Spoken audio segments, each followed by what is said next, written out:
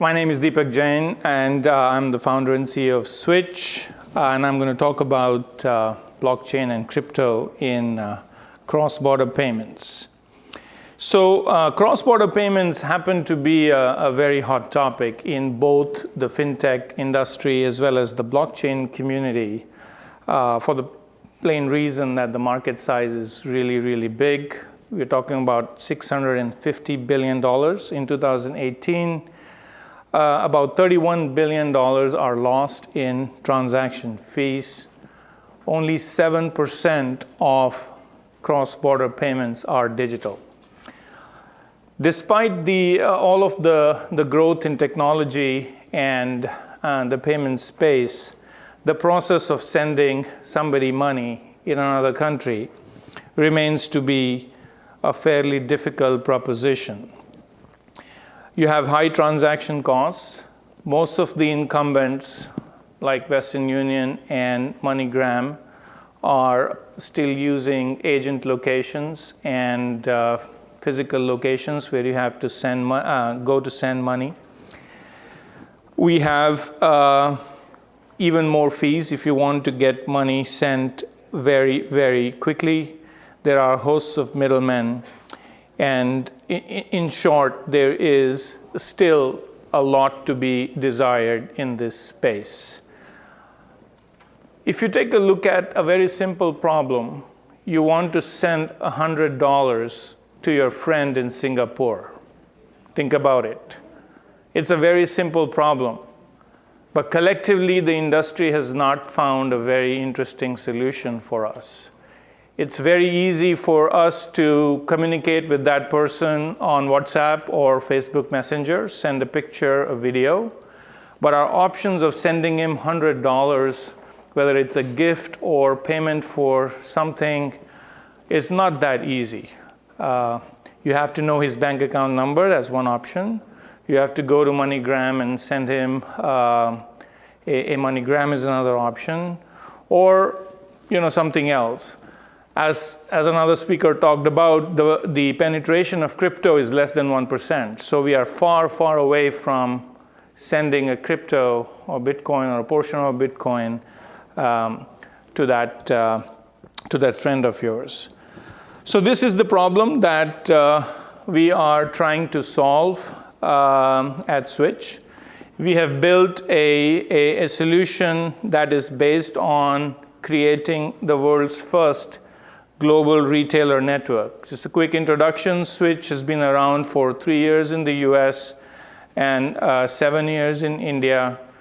On our network today, we have close to 1,000 retailers, including the likes of Amazon in the US, Macy's, Walmart, the likes of Flipkart in India, and other retailers in UK, Philippines, Canada, Australia, and multiple other geographies.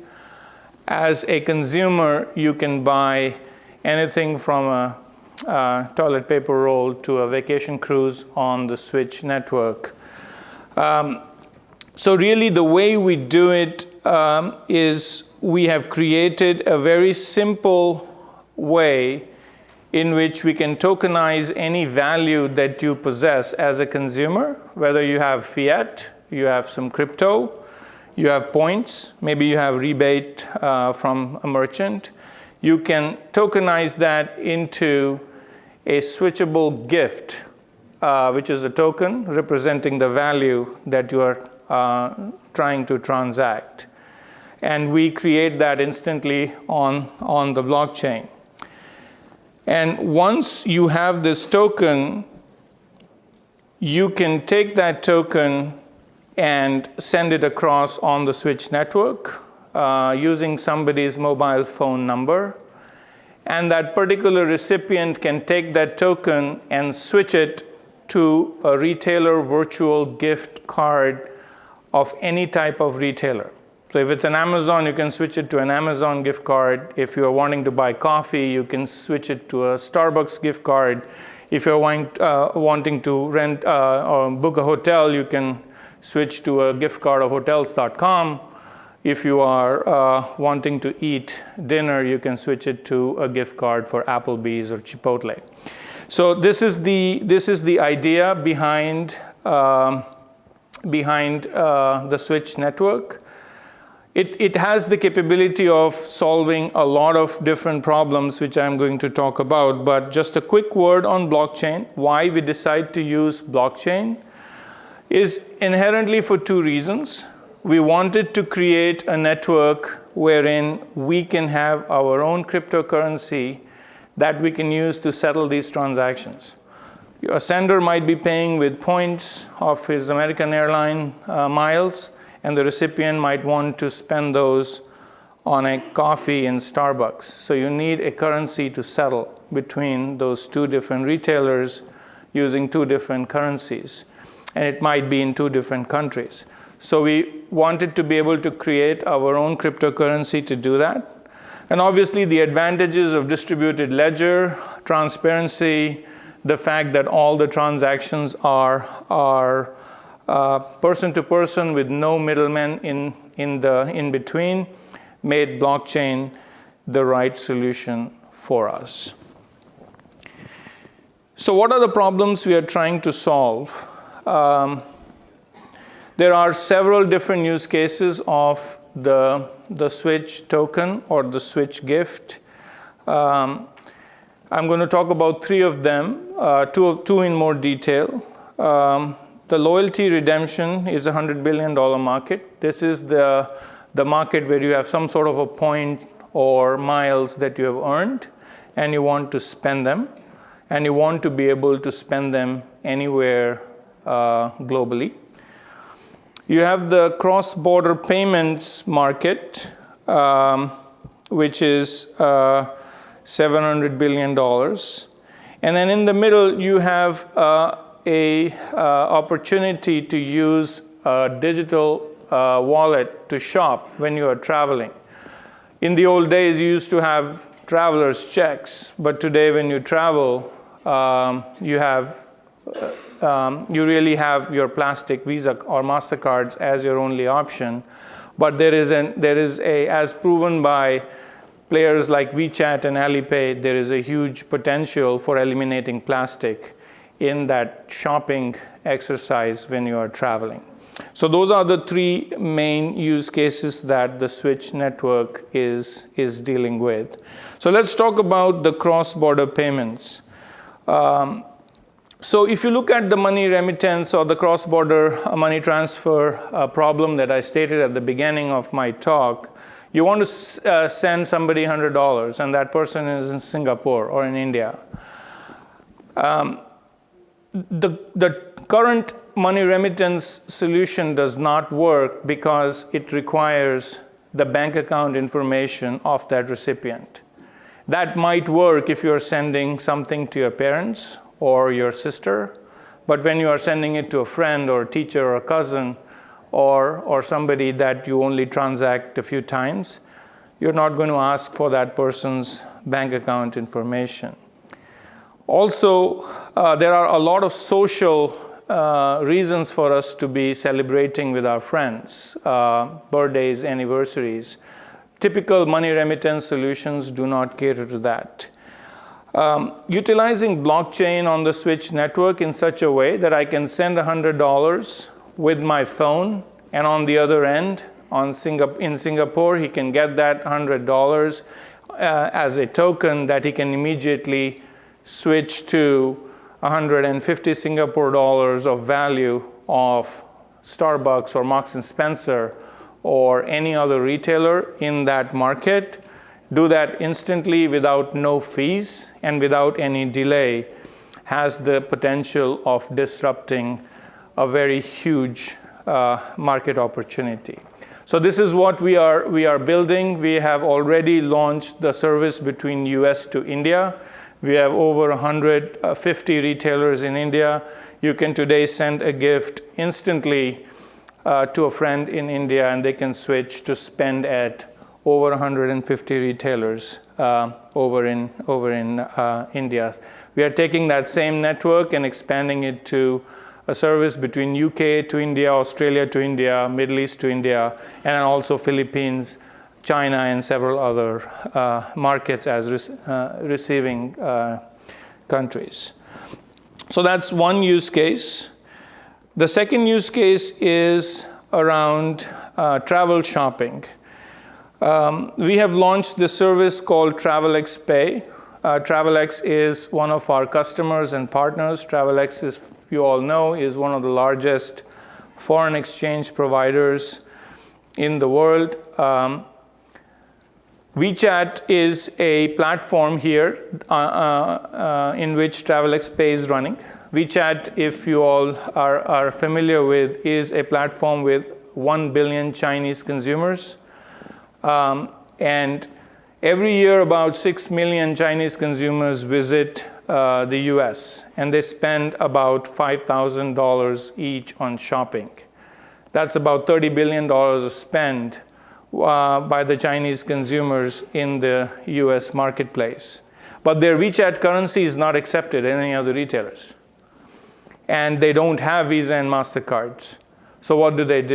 They really have no easy way to have access to their money while they are shopping in the US. So we've built TravelX Pay, which sits inside WeChat, wherein you can open up WeChat, open up TravelX Pay, and have access to your money in Chinese currency and immediately switch that to a gift card from Macy's or Nike or Uber electronically and be able to spend your money when you're shopping here in the US. So it solves a very simple problem.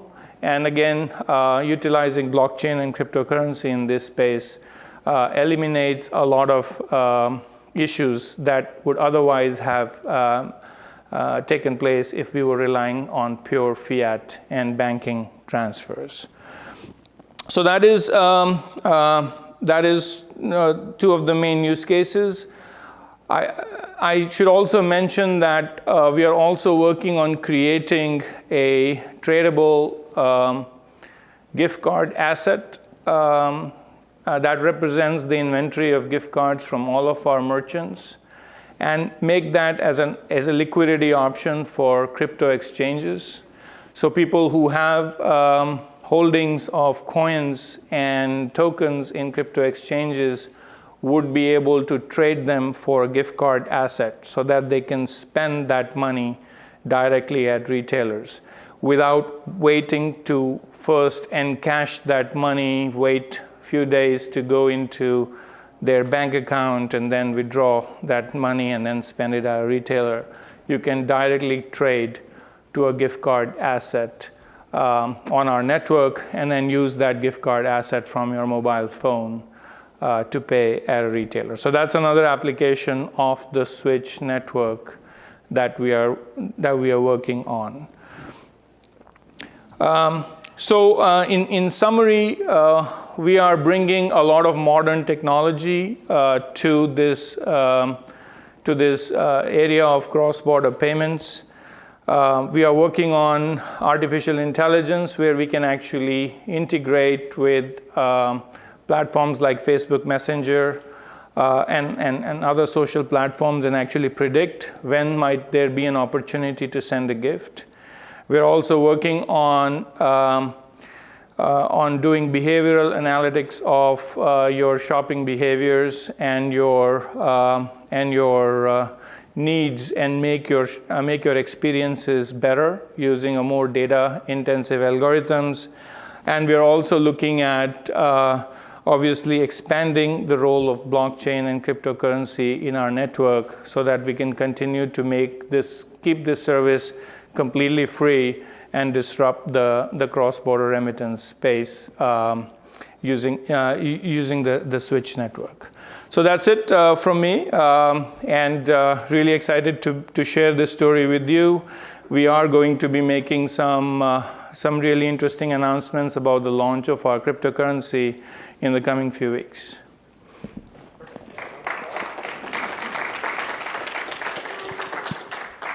Okay, before we let Deepak go, is there any questions? Any questions from the audience? Oh, way in the back, sir. Is that Robert? The latest things of that nature. Just given kind of the context of Facebook and the whole concept of privacy and people's personal data, how do you manage all that, given that you want to do artificial intelligence, predictive analytics, measuring what people are purchasing, transactions, and things of that nature to predict what they may want to do next? Yeah, so everything is permissioned. So the user has to opt in to any of the data algorithms using our permission engines. We are also offering the capability in our network for consumers to receive attractive offers from our merchant partners to be participating in surveys and studies where, without delivering or without divulging any of personally identifiable information, we can collect data like your preferences and your time of the year purchases and things like that, without getting into any of the privacy concerns that most consumers have. And one follow-up question, you said it's free, so what's the revenue model?